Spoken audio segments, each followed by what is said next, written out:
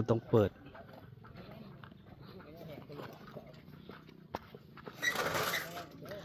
สวัสดีท่านผู้ชมสบายดียามแรงส่วงค่ำพี่น้องจ๋ามื้อนี้ก็มืดฝนเบิดมื้อหลังจากที่ฝนตกตั้งแต่เช้าเนาะแทบสิบ่เห็นแสงแดดแสงตะเวนช่วงบ่ายๆนี่ก็ปล่อยเด้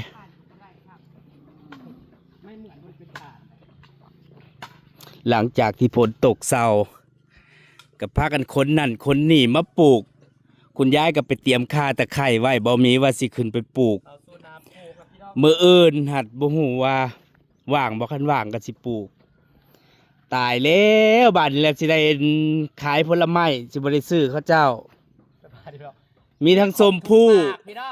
มีทั้งหมักไฟมีครบทุกหมากบ่พวกนี้นะปลูกแล้วมันรอดยากเด้อเขาว่าต้องคันบ่ดูแลอีหลีเนาะรอดยากต้นนึงพอดีมันใหญ่นะตายแล้วก็เลยซื้อมาใหม่เนี่ยเขาซะร้อยเนี่ยมาปลูกนั่นใครจะได้สวนได้ซะบ่ได้สักค่อยเหลือต้นเดียวเป็นหมากแล้วในหลังเฮือนสวนนั้นบ่ในหางน้ำมันได้เป็นหมากอยู่เดียวเนี่ยมีต้นเดียวรอดพอมันอยู่ใกล้ห้องน้ำแล้วค่อยท่อจากห้องน้ำลงหั่นเวลาเขาอาบน้ำอาบหยังแล้วมันลงหั่นพวกต้นไม้พวกนี้มันต้องได้ดูแลตลอดคล้ายๆพวกสวนผลไม้เขาต้องมีแบบระบบน้ำปิงเกอร์อย่างนี้เขาก็ต้องมีสปริงเกอร์เมื่อเห็นบอกคอยปลูกในหน้าบ้านเมื่อก่อนหลายทั้งลิ้นจี้ทั้งอันนั้นตายจนหมดเหลือจากต้นลำไยบ่ได้เหลือจากต้นแท้จริงเนี่ยมักไฟก็หลายต้นเนี่ยตายจนเบิดหน้าแรกก็ต้องให้น้ำเสมอหน้าฝนก็ต้องให้น้ำสม่ำเสมออะไรก็ได้มันมีสองอย่างหน้าแรกน่ะคณะบ่ค่อยรดน้ำก็ตายยามฝนน่ะน้ำท่วมหลายบวมน้ำก็ตายอีกมันดูแลยากต้องปลูกจนมันใหญ่จนวิตายต้นชมพู่เขาซื้อมาต้นละ500นะครับเดี๋ยวนี้สิตายแน่บ่แน่แล้วใบกรอบใบแห้งบ่ล่ะชมพู่แดงบ่อันนี้ชมพู่ขาวนี่ครับบัดนี้อุตส่าห์ซื้อมาต้นละ500ต้นไม้ก็แม่นสิถึกๆเด้แพงจ้าพี่น้องซุมื้อบ่แต่กี้นี่ยังว่าต้นละ100ยังได้ซุมื้อนี้เบิดหน่อยเด้อข่อยปลูกต้นไม้เบิดสวนเบิดเงินเป็นเท่าใดหมื่นแพงนะต้นไม้ตั้งแต่ซื้อแต่พูดน่ะต้นนึงน่ะบ่ฮอด100ต้นละ100ซุมื้อนี้บ่มีละต้นละ100นะมีจ้าแพงบ่แม่น3-400บ่ดีนะอันนี้บ่แม่นซื้อมาแต่แถวประเทศลาวค่ะมาจากประเทศไทยนะคะปลูกต้นทางต้นปลูกบ่ได้พี่น้องต้นหมักต้องต้นหมักระมุดซุมื้อนี่ก็คันไปซื้ออยู่ไทยเดี๋ยวนี้เขาห้ามเอาได้แต่มักสีดามักขามก็ห้ามมักม่วงก็ห้ามถ้าเป็นท่าแถวนี้เด้พวกต้นพันธุ์นี่เขาบ่ให้เอาขามมาเลยเขายันแบบเฮามันขยายพันธุ์มันซื้อได้แต่หมากต้นมันนี่สิต้นไม้นี่หลายประเภทคือหามหมดเลยเนาะสวรรค์มานั่นยังโดนยึดพวกลินจอกลินจีเอาได้แต่มักสีดามักขามก็ยังหามพวกทุเรียนเมื่อก่อนก็บ่ได้มีกฎพวกนี้ดอกเนาะแต่เดี๋ยวนี้เขาเจ้าก็มีกฎมาใหม่เขาเจ้าแบบยันเฮามาขยายเอาพันธุ์มันน่ะประมาณนั้นเนาะแต่ว่าส่วนใหม่ต้นไม้อยู่ลาวก็ไอ้นี่มันเป็นหมากมันงามพี่น้องพอได้อยากปลูกได้อยู่คอยปลูกต้นนึงกับบรอดของคอยนะสิไปหามาซื้อปลูกแทนใหม่อยู่คอยไปเห็นมาเนาะแต่ว่าโทรไปเดี๋ยวนี้เขาว่ากำลังสุกตอนแรกว่าสิไปมื้ออื่นครับคันพลบ่ตกก็ว่าสิไปหมักไฟคอยยังบ่เคยเห็นต้นจริงจักเทื่อต้นกำลังซ้ำเสานี่เป็นแต่เงายันป่ายจนบ่ได้เห็นลำเลยเห็นแต่ในคลิปบ่เคยเห็นต้นจริงจักเทื่อพอเห็นแล้วก็ตื่นเต้นจังหวะมันคือสิงามแบบว่าของข่อยน่ะเป็นปีเป็นแซงลงอยู่ปีแรกแต่ว่าเป็นก็บ่หลายปานใดครับมันก็เป็นอยู่เนาะมันต้นยังน้อยอยากเห็นต้นจริงมันแบบมันเป็นแท้จริงนะเอามาปลูกหลายต้นเด้แต่ว่ามันบ่รอดมันตายเบิดของข่อยปลูกดูแลดีฮดทั้งแรกทั้งผลยังบ่รอดอันต้นเนี่ยที่เป็นหมากน่ะก็ปลูกอยู่6ปีเนาะ6ปียากของชาวร้อยแนวเนี่ยมื้อก่อนก็คนมาปลูกอีแหละก็ตายน้ำปลูกน้ำตายน้ำพวกมังคุดมังหยังอ่ะมันปลูกยากต้องรู้วิธีดูแลพร้อมได้การสิอยากปลูกหยังก็แล้วแต่บ่แม่นว่าสิปลูกแล้วคือได้กินโลดบ่แม่นเด้มันต้องดูแลอีหลีหรอพวกต้นไม้ที่ปลูกง่ายสุดก็คือพวกมะม่วงมะขามพวกนี้บ่ต้องดูแลเนาะปลูกแล้วคือเป็นโลดแต่ว่าต้นไม้ประเภทอื่นน่ะคือพวกทุเรียนอย่างเหือนเด้ปลูกแล้วมันต้องดูแลตลอดแบบยาก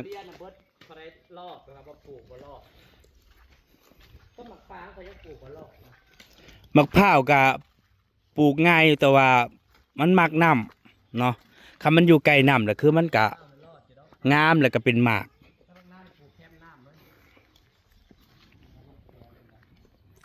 มักนี่ฝนตกมาถือฝนแห้งกับงามกำลังแตกเครือแตกยอดเนาะฟักทอง มันกินได้ยอดดอกลูกกินได้เบิดพี่น้องเนาะยอดมันเนี่ยเอาไปแกงไปนึ่งไปลวกได้เบิด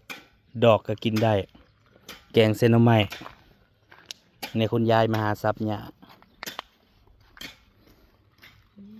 อุ้ยคุณยายดอกกระเจียวออกเลยนี่บ่อยากลวกดอกกระเจียวบ่นี่อย่าไปดึงมันเถอะยายมันจะได้กันเจือนนี่ดอกกระเจียวนะจ๊ะอันนี้เพิ่นปลูกตั้งแต่พุ่นแหละตั้งแต่เฮ็ดใหม่อ่ะดอกกระเจียวกำลังออกดอก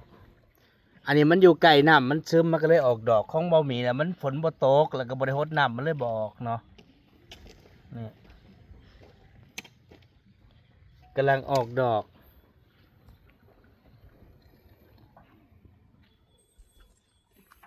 นั่งที่บ้านไร่ผักบุ้งพี่น้องปลูกไร่ผักบุ้งอ้อมสะ แต่เป็นถ้วยดูเนาะ คอยก็กล้ามาคุงไว้ว่าสิเอาขึ้นไปปลูกฟังนั่นนะพอดีฝนตกมาก็สิได้ไปปลูก ที่มึงกล้าออกอยู่ ออกแค่บ่กี่เบี้ยเองซื้อกระป๋องละ300นะออกบ่ได้ออกจักเม็ด ชื่อออกมาปลูกแห้งบอกจักเม็ดจักเม็ด แต่ว่าซื้อซองน่ะ10กว่าเม็ดน่ะออกเบิด มันเบิดคุณเบิดมัน จักมันเป็นหยังมันบ่ทันเบิดอายุได้เบิ่งในกระป๋องก็แต่ว่ามันบ่ออกมักฮุงฮอลแลนด์ซื้อกระป๋องละ300 บาทบ่ออกจักเม็ด ซากข่อยผูกเคยกล้าฮอลแลนด์กล้าย่างซื้อเบียร์มา เคยซื้อมากล้าหลายเทื่อได้ก็บ่ออก งามฮอลแลนด์นะ เดี๋ยวสิหาซื้อเบียร์มันก็บ่ได้ถูกเด้อ200ซื้อมาน่ะเบียร์ละ30 40พุ่นน่ะ ฮอลแลนด์เป็นวักหูแซ่บเนาะกินซุปกระแซ่บกินตำกระแซ่บ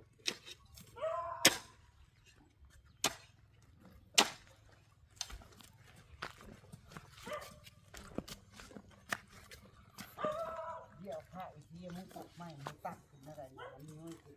เมื่อก่อนนะเบียร์มะพร้าวกับเบียร์ละร้อยต้นละร้อยซุมื้อนี่บ่ได้เด้แพง ทำไปใกล้หน้า เนาะ ข้างหน้า ต้องนอนใหม่เลยบอก มันติดได้ มันบ่ ง่าย ทะเลแทงมันห้าก็กว่าง่วงแทงห้า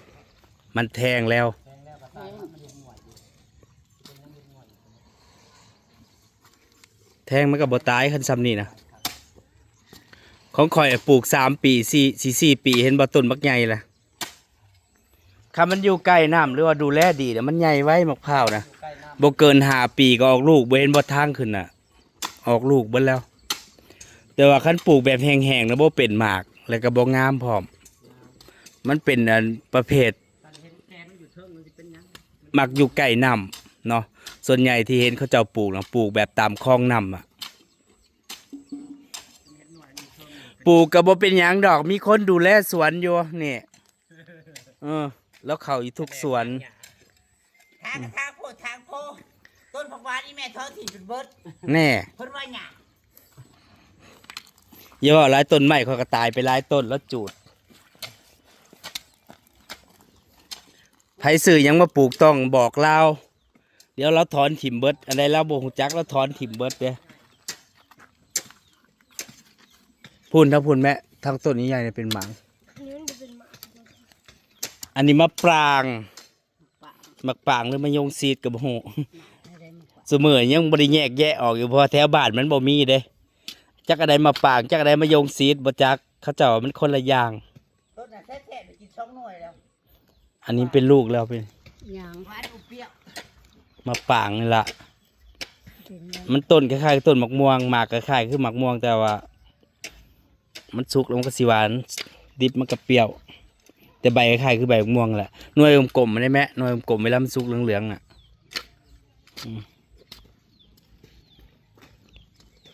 สาเหตุที่มันดูแลยากอ่ะหน้าแล้งแหละฮะบ่ค่อยได้รดน้ำหรือบ่ได้รดสม่ำเสมอ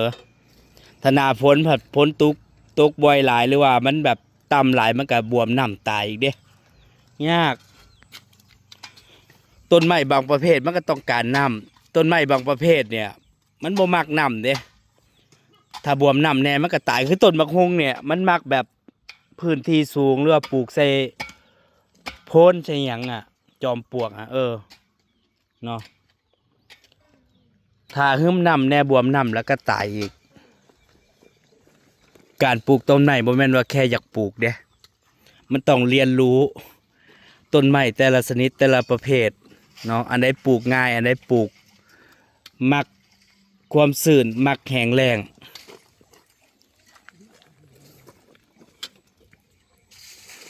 ต้นไม้บางประเภทมันก็ทนต่อสภาพแวดล้อมดินหินแห้ดินแห้งแล้งสิเนาะอันนี้อ้อยต่อเก่าได้มะเขือยาย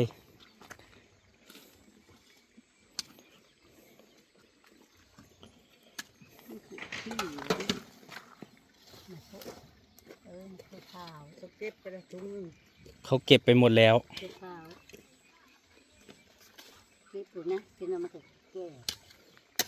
อันนี้หญ้ามันเกิดขึ้นเองเด้เป็นหญ้าแฝกบ่แม่นหญ้าแฝกหญ้าคาเนาะ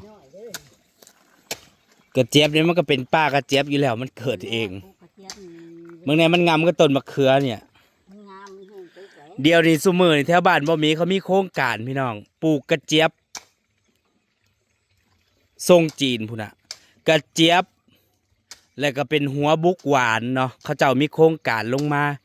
ว่าบ้านไหนสิปลูกแต่เขาเจ้าสิมารับซื้อเนาะในหมู่บ้านบ่มีเขาเจ้าก็ลงมาอยู่ว่าผู้ใดสิปลูกให้เขาปีหนึ่งเก็บ2 ครั้งว่าซั่นเขามีบริษัทรับซื้อแต่ว่ากระเจี๊ยบมันเป็นพันธุ์ของเขาเจ้าเด้อันนี้มันเป็นพันธุ์ของเฮาเองพันธุ์พื้นบ้านพันธุ์เนี่ยมันก็มีหลายพันธุ์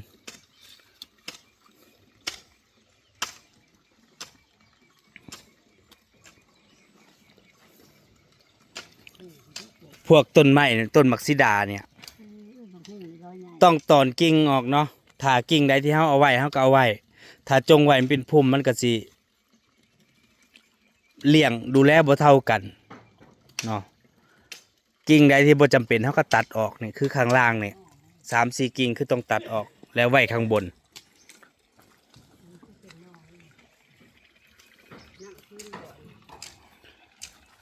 ดอกกระเจียวสลอยแล้วก็เก็บอยู่มันเฒ่าแล้ว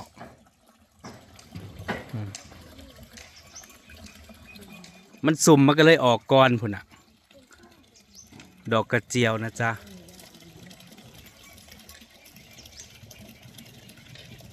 เพิ่นเก็บกินตั้งแต่เดือนที่แล้วจากป่ารกๆจากสวนอ้อยตอนนี้กลายเป็นอีกหมู่บ้าน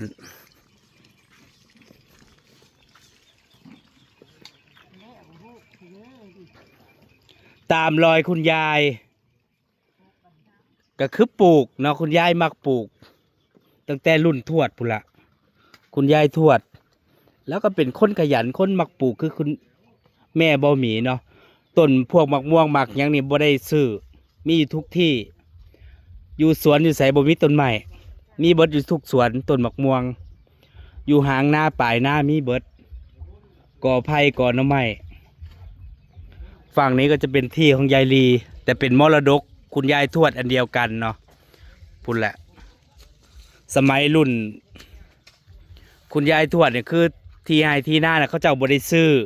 เนาะอยากได้ตรงไหนเลยคือไปปักอโลดปักทีอโลดสมัยตะกี้แต่ว่าตกรุ่นลูกก็ยังบ่ได้ซื้อตกรุ่นหลานบ่มีคือรุ่นหลานเนาะกะมรดกตกทอดที่ดินที่แบ่งกันเป็นตอนนี่คือมรดกตกทอดเนาะแต่ว่าที่ดินอันนี้เป็นที่ของน้องสาวของแม่เบาหมีแต่ว่าเพิ่นขายก็เลยพากันซื้อเอาเนาะซื้อเอา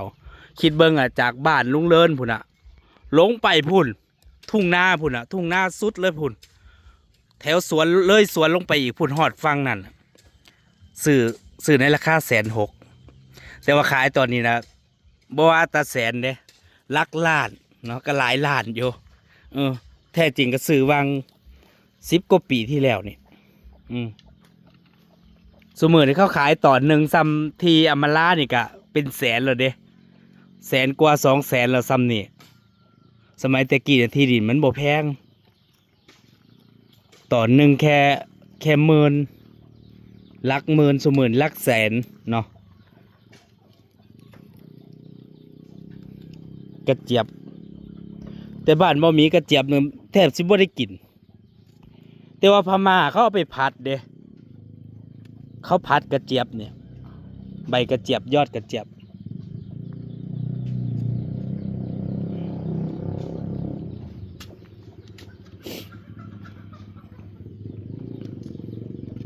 แต่ว่าปลูกมะพร้าวซุมื้อนี่ก็บ่ได้ใช้เวลาโดนเด้แค่5-6-7 ปีก็ได้กินแล้วเนาะถ้าซื้อต้นใหญ่ในก็5 ปีก็ได้กินแล้วบ่คือสมัยตะกี้ซุมื้อนี่มันมีพันธุ์เตี้ยปลูกไม่กี่ปีอันนี้ต้นทับทิมอยากได้ต้นทับทิมมันสีแดงนะแม่อันนี้เป็นสีชมพู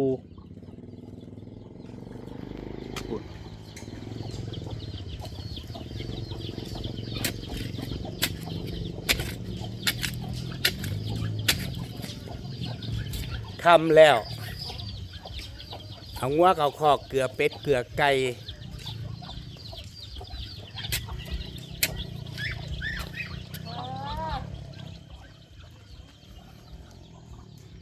ต้นทับทิม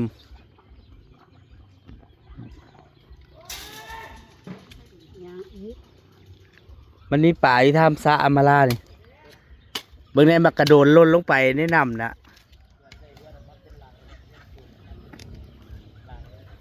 มักกระโดนล่นลงเนี่ยต้นกระโดนมันเกิดเองเด้ต้นติ้วต้นกระโดนหลายต้นอยู่ต้นสะเดาเป็นต้นไม้ที่เป็นพักธรรมศาสตร์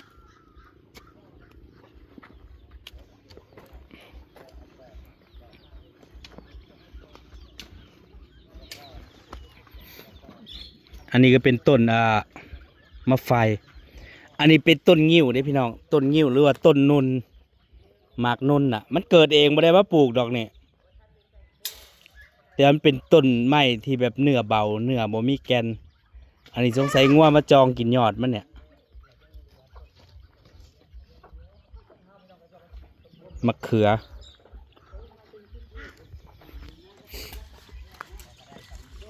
ต้นกระโดนก็เป็นล่มแล้วก็กินใบกินยอดพร้อมเบิ่งแน่ลูกกระโดดล่นกองอยู่เนี่ยต้นมะเขือนี่มะเขือ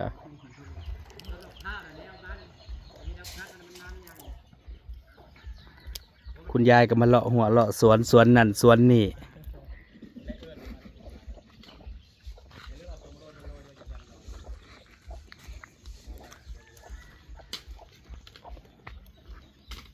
นั่นแหละพี่น้องจ๋ามาวันนี้ก็สิขอเก็บภาพบรรยากาศในเพียงเท่านี้ไปแล้วท่านผู้ชมสบายดีก็ดูแลสวนไผ่สวนมันพี่น้องที่ของไผ่ที่ของมันทุกคนมีที่เป็นของตัวเองนะจ๊ะ